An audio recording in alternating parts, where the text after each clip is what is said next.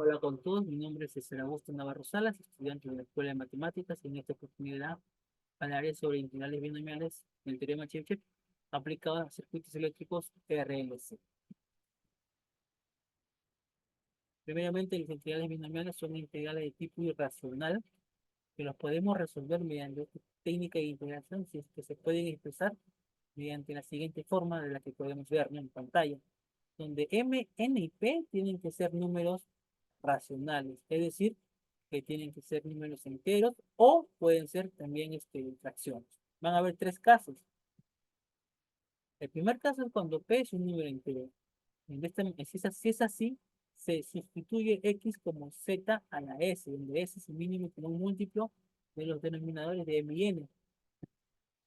El segundo caso es cuando evaluamos m más 1 entre n. De obtenerse un número entero, se sustituye a más b x a la n como z a la s, donde en este caso s vendría a ser el denominador de p.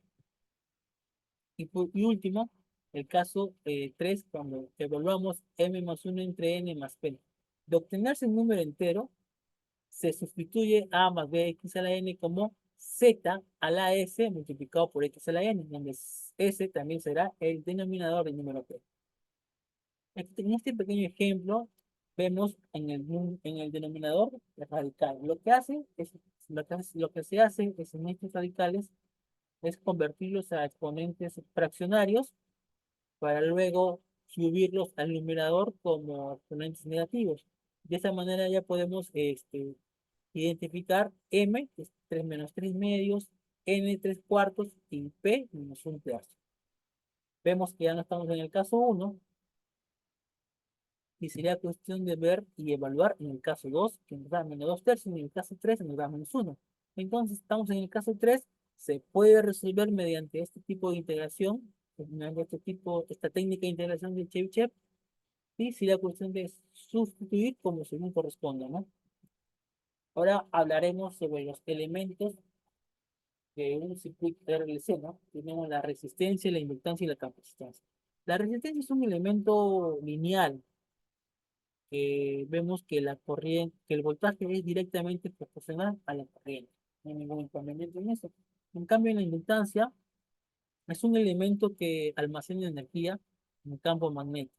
Vemos que el voltaje es directamente proporcional a la variación de corriente respecto al tiempo, ¿ya?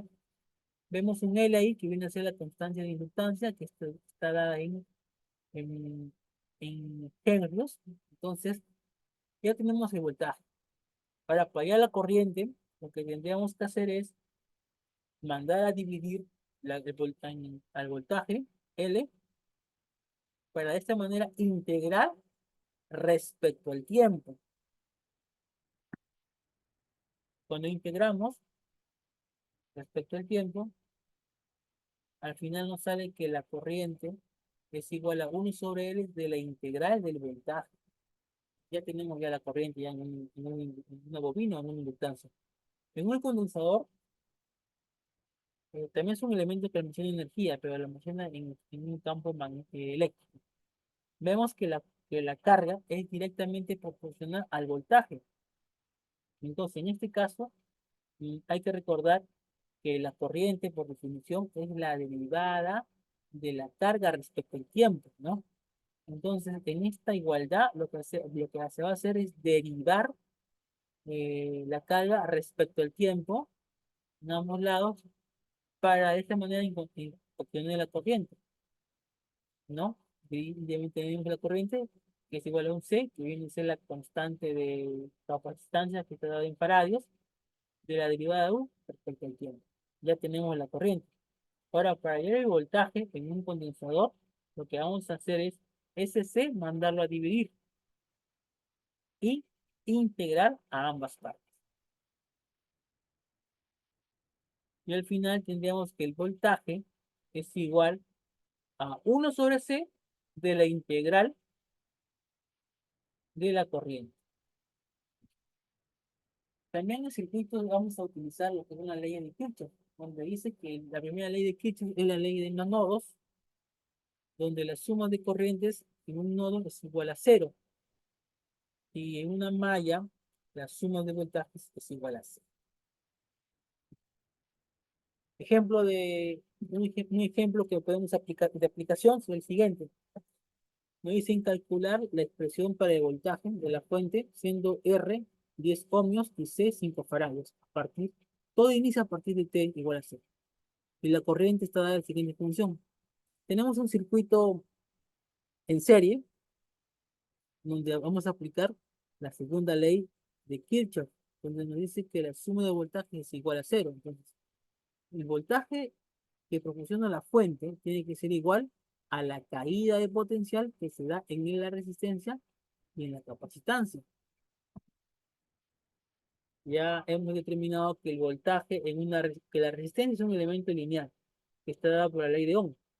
Entonces el voltaje en R sería I multiplicado por R. Y el voltaje en la capacitancia vimos que es 1 sobre C de la integral de la corriente. Obviamente que la corriente es igual para ambos, ¿no? Entonces esa es la función del voltaje respecto al tiempo. Entonces lo que vamos a hacer ahora es reemplazar justamente ese I de T en la ecuación del voltaje. Esa sería la respuesta. No, todavía no. Y nos faltaría entonces aplicar acá una integral. Justamente es la que vamos a aplicar, es la del teorema de Chebyshev, ¿no?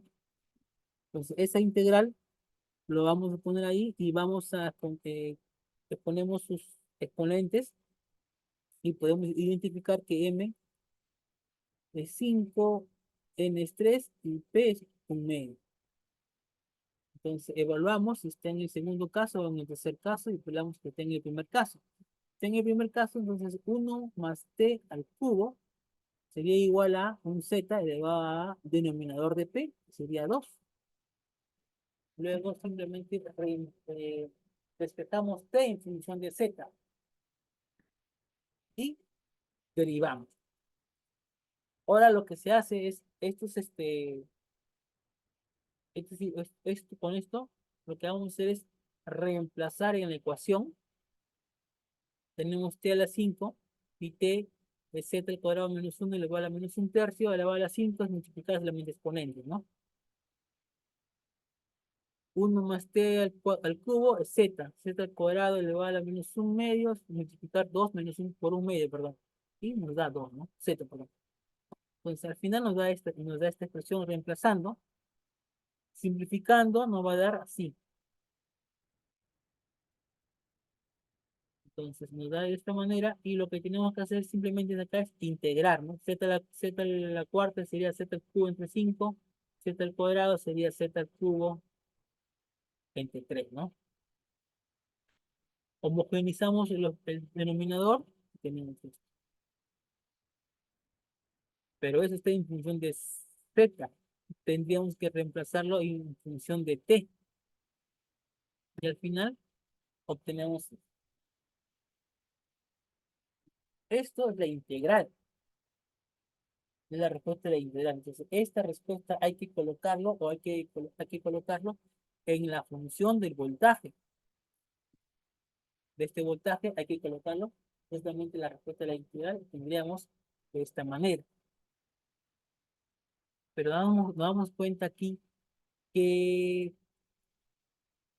cuando multipliquemos 1 sobre C más K, seguirá siendo una constante. Simplemente ponerle con más K.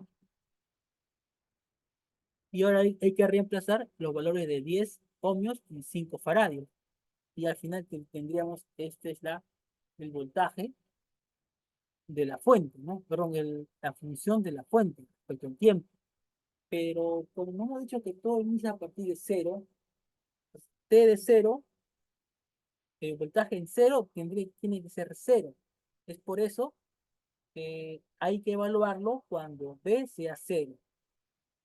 Para de esa manera obtener el valor de K, ¿ya? Cuando T sea cero, el primer término que es 10 por T al cubo, a la quinta, perdón, va a ser cero.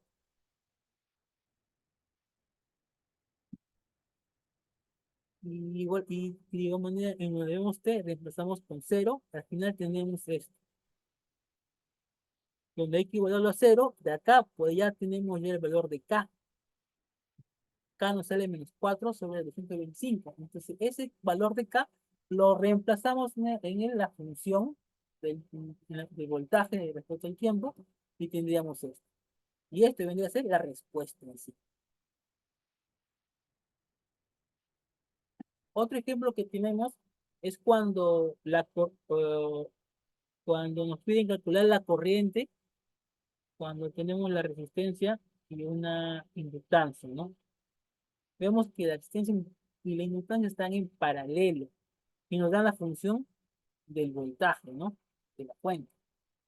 Entonces, acá la ley que se va a aplicar es la primera ley, la ley de los nodos, donde vemos que la corriente que va a pasar, o la corriente que sale de la fuente, va a ser igual a la corriente, va a ser igual a la suma de la corriente que pasa por la resistencia y la que pasa por la inductancia. Y dijimos que en la resistencia es lineal, entonces aquí sería el voltaje entre resistencia. En cambio, en la inductancia es 1 sobre L por la integral del voltaje.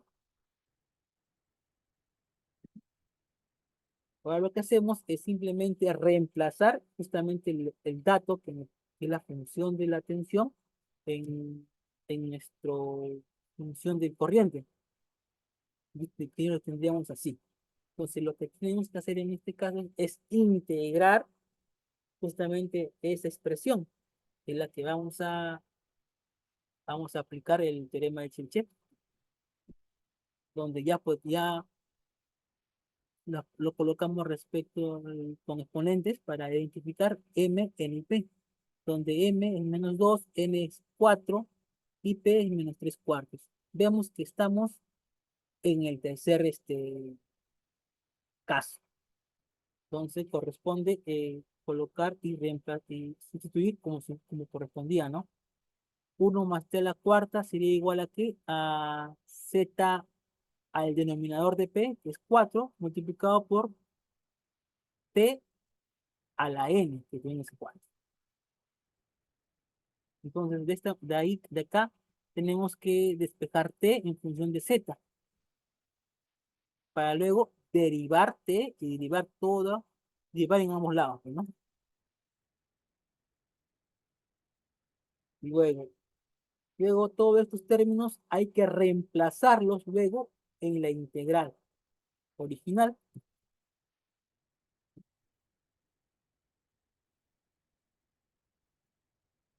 Y sería así. Simplemente acá hay que sumar los exponentes de los términos que se repiten. Z al cuadrado -1 elevado a -1/2, también a la 3/4 y a la -5/4. Sumamos los exponentes, nos da 0. Igual en Z, -3, y por acá tenemos Z a la 3. Y al final nos daría un Z a la 0. Ese la integral se redujo a esto. Sería menos Z más K, una constante. Pero Z hay que ponerle en función de T. Y ese sería la integral. Entonces, esta integral que hemos resuelto por Chebyshev, ahora hay que reemplazarlo en la función de la corriente, perdón, del voltaje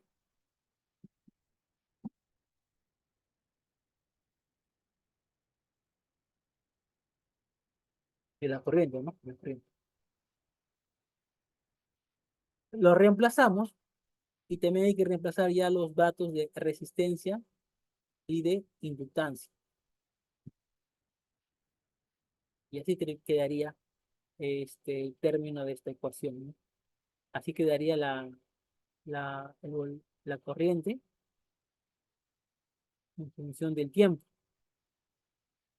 aplicando Chebyshev en un circuito RL, ¿no? Conclusiones. Podemos concluir que